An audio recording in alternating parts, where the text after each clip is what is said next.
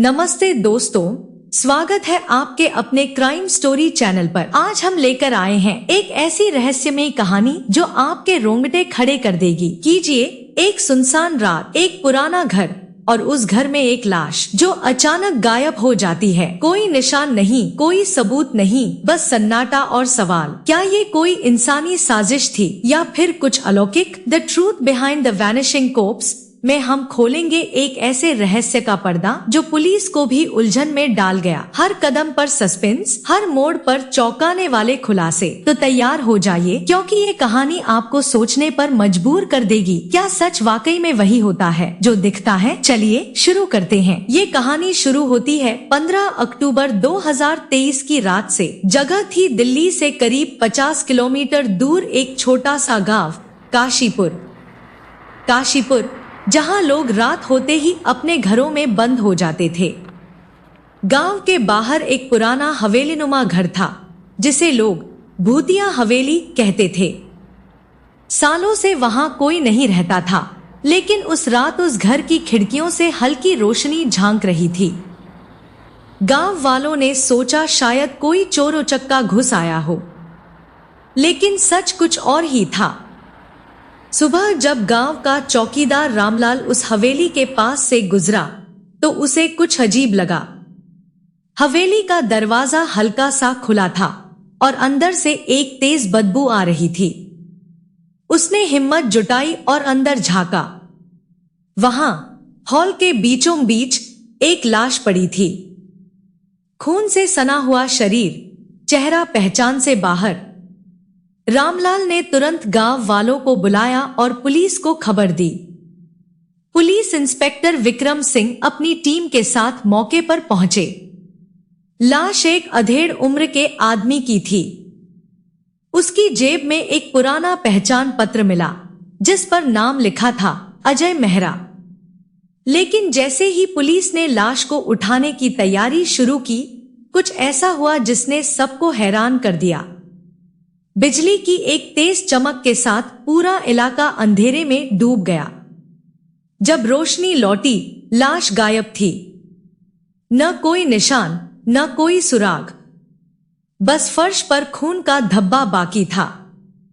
Police के लिए ये एक पहेली बन गई। लाश कहां गई? क्या कोई उसे लेकर भागा?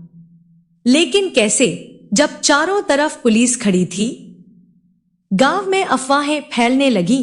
कुछ ने कहा कि ये भूतों का काम है, तो कुछ ने इसे साजिश करार दिया। इंस्पेक्टर विक्रम ने जांच शुरू की और जो खुलासे हुए वो किसी को भी चौंका सकते थे। विक्रम ने सबसे पहले अजय मेहरा की पहचान की पड़ताल शुरू की। पहचान पत्र पुराना था और उसमें लिखा पता दिल्ली का था। पुलिस ने दिल्ली में उस पते पर छानबीन की, लेकिन वहां कोई अजय मेहरा नहीं रहता था। पड़ोसियों ने बताया कि वो घर सालों से खाली पड़ा है। फिर अजय मेहरा था कौन? और काशीपुर की उस हवेली में उसकी लाश कैसे पहुंची? विक्रम को हवेली के पास एक पुराना डायरी का पन्ना मिला, जो खून से सना हुआ था। उस पर लिखा था, उसने मुझे धोखा दिया, अब उसकी बारी है। लिखावट कापती हुई थी, जैसे किसी ने डरते हुए लिखा हो। विक्रम को शक हुआ कि यह हत्या का मामला है और शायद अजय मेहरा किसी का दुश्मन था। लेकिन लाश का गायब होना अभी भी रहस्य बना हुआ था। जांच के दौरान एक नया किरदार सामने आया, मीना काशीपुर की रहने वाली एक 30 साल की औरत थी, जो गांव में अकेले रहती थी। लोग उसे चुपचाप और रहस्यमयी मानते थे। पुलिस को पता चला कि हत्या वाली रात मीना को हवेली के पास देखा गया था। जब विक्रम ने उससे पूछताछ की तो मीना ने कहा, मैं वहां कुछ ढूंढने गई थी। मुझे नहीं पता वहां लाश थी, लेकिन उसकी आंखों में डर साफ झलक रहा था। विक्रम को मीना पर शक हुआ। उसने मीना के घर की तलाशी ली और वहां से एक खून से सना चाकू मिला। मीना ने दावा किया कि वो चाकू उसका नहीं है, लेकिन उसकी बातों में झिझक थी। क्या मीना ने अजय को मारा था? और अगर हां, तो लाश को गायब कैसे किया? जांच आगे बढ़ी और विक्रम को हवेली के नीचे एक गुप्त तहखाना मिला। तहखाने में पुराने कागजात और कुछ तस्वीरें थी। उन तस्वीरों में अजय मेहरा के साथ एक और शख्स था, रमेश ठाकुर। रमेश ठाकुर दिल्ली का एक बड़ा बिजनेसमैन था जो सालों पहले गायब हो गया था। क्या अजय और रमेश का कोई कनेक्शन था? विक्रम ने रमेश के परिवार से संपर्क किया। रमेश की पत्नी ने बताया कि रमेश और अजय पुराने दोस्त थे, लेकिन एक बड़े कारोबारी सौदे में झगड़े के बाद दोनों की राहें अलग हो गई थी। रमेश ने अजय पर धोखाधड़ी का इल्जाम लगाया था और फिर अचानक गायब हो गया। क्या अजय ने रमेश को मारा था और अब कोई रमेश का बदला ले रहा था? तहखाने में एक और सुराग मिला, एक पुराना टेप रिकॉर्डर। उसमें एक आवाज रिकॉर्ड थी जो कह रही थी, अजय, तूने जो किया उसकी सजा तुझे मिलेगी। आवाज किसी औरत की थी। क्या ये मीना की आवाज थी? विक्रम ने मीना को हिरासत में लिया और उससे सख्ती से पूछताछ शुरू की। मीना टूट गई और उसने सच उगल दिया। उसने बताया कि अजय मेहरा उसका भाई था।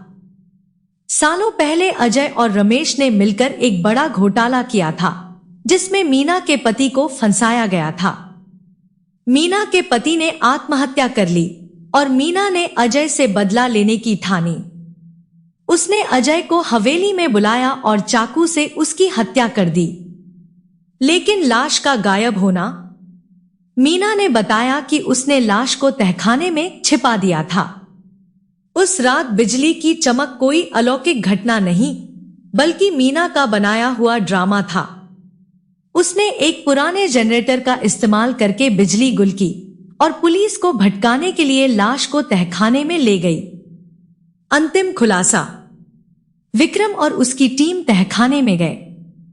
वहां अजय की लाश मिली, लेकिन साथ में एक और लाश थी, रमेश ठाकुर की। मीना ने कबूल किया कि उसने रमेश को भी मारा था सालों पहले और उसकी लाश को तहखाने में दफना दिया था। मीना ने कहा, मैंने अपने पति का बदला लिया।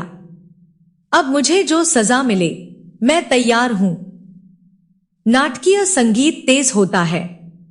विक्रम ने मीना को गिरफ्तार कर लिया। काशीपुर की वो हवेली फिर से सुनसान हो गई, लेकिन गांव वालों के लिए वो अब भी एक रहस्य बनी रही।